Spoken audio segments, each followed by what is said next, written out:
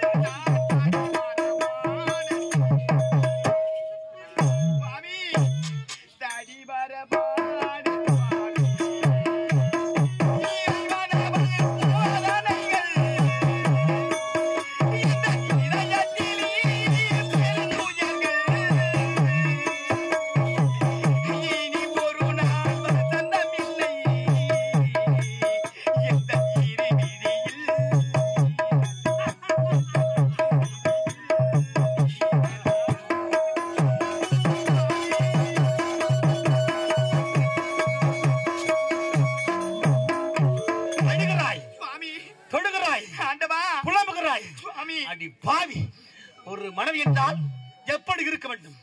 ஒரு கணவனை பார்த்தால் அச்சம், மடம், நாணம், பகிர்ப்பு என்று சொல்லக்கூடிய நால்வை குணத்தோடு ஆண்கள் எதிர வந்தால் ஒரு பெண்ணாக பிறந்தவள் தலை குனிந்து போவாள்.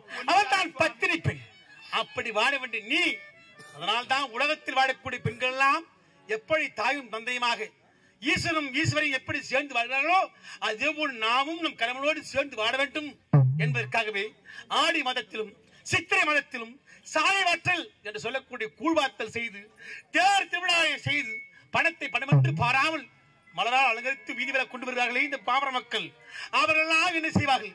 இந்த நிலைமை பூமியை தெரிந்துவிட்டால் ஐயோ, உலகத்தை காப்பாற்றும் அன்னையே இப்படி செய்கிறான்டா, இதை நாமும் செய்யக்கூடாது என்ற எண்ணம் உலகத்தில் வாழக்கூடிய மக்களுக்கெல்லாம் வரும். ஒரு மனைவி என்றால் கணவன் எப்படி வருவான், எப்படி நிற்பான், எப்படி நடப்பான், எப்படி பேசுவான், எப்படி பழகுவான், எப்படி கட்டி பிடிப்பான், எப்படி முத்தம் கொடுப்பான், எப்படி ஆலிங்கனம் செய்வான் என்று யாருக்கு தெரிகிறதோ இல்லையோ ஒரு மனைவிக்கு நிச்சயம் தெரிந்திருக்க வேண்டும். ஈசன் உருவத்தை பார், தோற்றத்தோடு இருப்பவன் ஈசன். அதை விட்டுவிட்டு கேவலம் பிரம்மனை தொட்டு வரைந்து கொண்டிருக்கிறார் என்றால் அதை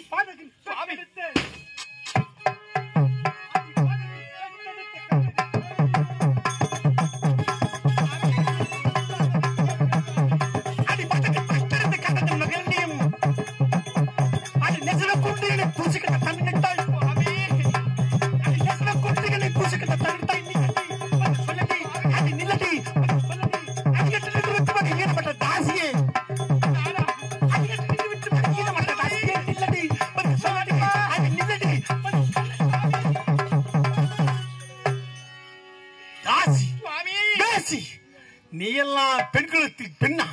பெண்களுக்கே நீ ஒரு இழுக்கு. ஐயோ, உயிரோடு இருப்பதை விட கடவுளே என் சுகத்துக்கு இறையாவதை வேண்டாம் சுவாமி. வீணை தூங்கும் போது பாட முடியுமா? இரண்டு கண்கள் இரண்டு காட்சி காண முடியுமா? இதய வீணை தூங்கும் போது என்னங்க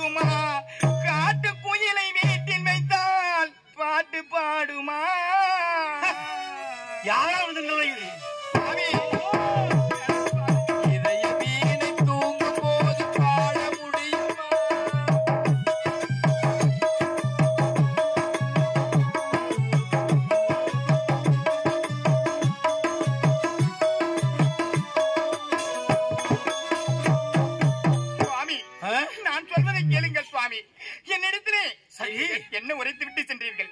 உலக மக்களுக்கெல்லாம் படிந்து விட்டு வருகிறேன், என் பார்வதாய் என்று உரைத்து விட்டு சென்றேன். உண்மைதான் சுவாமி. பஞ்சமக சேவோடு வருகிறேன் என்று சொல்லிவிட்டு சென்றேன். உண்மைதான் சுவாமி.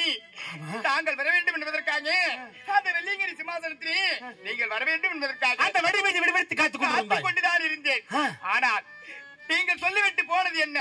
பஞ்சமுக சேவையோடு இந்த உலகத்திலே அந்த பஞ்சமுக சேவை எனக்கு கொண்டுதான் இருக்கு. யாருக்கும் இல்லாத ஒரு சிறப்பு இந்த ஈஸ்வருக்கு மட்டும்தான் 5 சிரம். அப்படி இருக்கும் பொழுது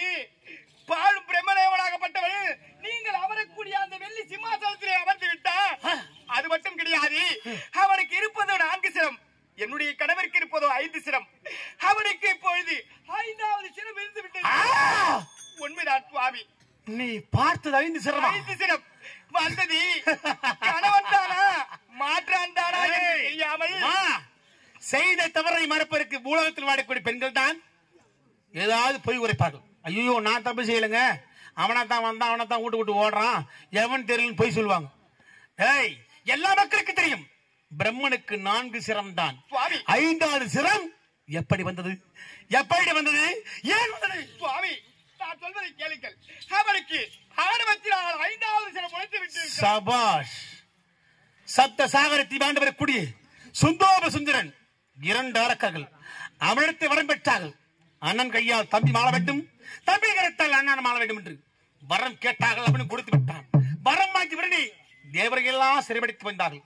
அவனை எப்படியாவது கொல்ல வேண்டும் என்று பார்த்தால் அவர்கள் பெற்ற வரம், ஒருவேளை எங்களுக்கு மரணம் வர வேண்டும் என்றால் என் தம்பியின் கரத்தால் நான் மாள வேண்டும், என் கரத்தால் என் தம்பி மாள வேண்டும் என்று ஏருக்கு மாறாக வரம் பெற்றார்கள். இவர்கள் அடிக்க வேண்டும் என்றால் ஒரு பெண்ணால் தான் முடியும் என்று ஒரு பதுமையை படைத்தார்கள். அந்த பதுமை சென்றது ஆடியது பாடியது. அவள் அங்கத்தை பார்த்தவுடனே அண்ணன் தம்பி பாசத்தை மறந்து இருவரும் அடித்து அங்கேயே மாண்டு விட்டார்கள். அப்பா, நீங்கள் சொன்னது போலவே 2 அரக்கரை கொன்று குவித்து விட்டேன் என்று சொன்னவுடனே நான் நம்ப முடியாது. அங்க நடந்த விஷயத்தை அப்படியே இங்கு நடத்தி காட்ட வேண்டும் என்று சொல்லியிருக்கிறான் பாயும் பிரம்மன். பெற்ற மகன் என்று பாராமல் அவளும் மாடியிருக்கிறாள். அவள் ஆட்டத்தை பார்த்தவுடன் தந்தை என்பதை மறந்து விட்டான் பாவி. அந்த பெண் மீது மோகம் கொண்டு அவள் அடைய துறைந்தான். அவள் அங்கு இங்குமாக ஓடி கடைசியில் கருணை வடிவான கைநீங்களுக்கு சென்றால் நமக்கு ஏதாவது நிச்சயம் அபயம் கிடைக்கும் என்று அங்கிருந்து நேராக இங்கு வந்திருக்கிறாள். இடம் என்றவிடம் தெரியாமல் பெண் முகத்தால் வந்த அவனுக்கு காமம் தலைக்கேறி விட்டது. காமத்தால் அகமுகம் உண்டாகிவிட்டது. அந்த அகமுகத்தோடு நான் முகம் சேர்ந்தது. நான் முகத்தோடு இந்த ஒரு முகம் சேர்ந்து 5 முகத்தோடு சேர்த்து விட்டான். அந்த பாவிக்கு அயற்சி, காடு மலையெல்லாம் வளர்ந்த அயற்சி. அதனால் ஆத்திரம் சும்மா இருக்கிறது. ஏன் நான் நமரக்கூடாது என்ற ஆணவத்தோடு வந்து விட்டான்.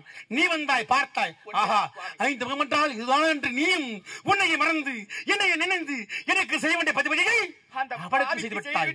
அச்சமயம் நான் பார்த்து விட்டேன். ஆமா, நீ பதிவதி செய்கின்ற பொழுது மாமி, நான் மாமன் அல்ல, உன்னுடைய மருமக பிள்ளை பிரம்மன் என்று ஒரு வார்த்தை சொன்னானா? ஒரு வார்த்தை கூட உரைக்கவில்லை சுவாமி.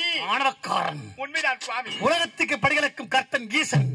அவனுடைய மனைவிக்கே கணவன் யார் மாட்டான் யார் என்று தெரியாமல் பதிவு செய்து கொண்டிருக்கிறார் என்றால் சரி போகட்டும் என்று வாய்மொழி இருக்கின்றான் மம்மதையோடு.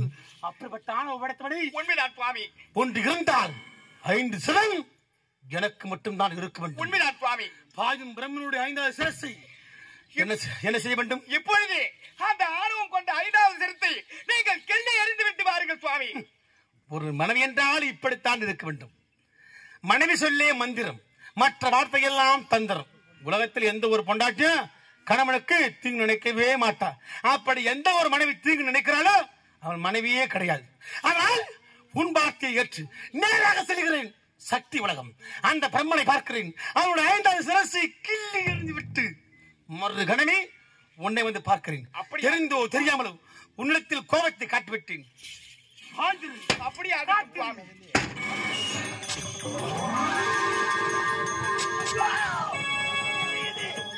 விளையாட்டு விளையாக முடிந்து விட்டது. மாமா அவருக்கு சிவ சமந்து விட்டேரு. மாமா ஆத்திரப்பட்டு வருகின்றாரு. இதனால் என்ன விளைவு நேருமோ? மாமா பாவி, இந்த பயமும் இந்த அச்சமும் இந்த நடுக்கும் நான் அமரவிட சிம்மாசனத்தில் அவருக்கு முன்னாக உனக்கு இருந்திருக்க வேண்டும். அதையெல்லாம் மறந்துவிட்டு அமர்ந்து விட்டாய். இப்போது ஆண்டவனை பார்த்தவுடன் என்னுடைய விகார உருவத்தை பார்த்தவுடன் மாமா என்று படுகிறாயா?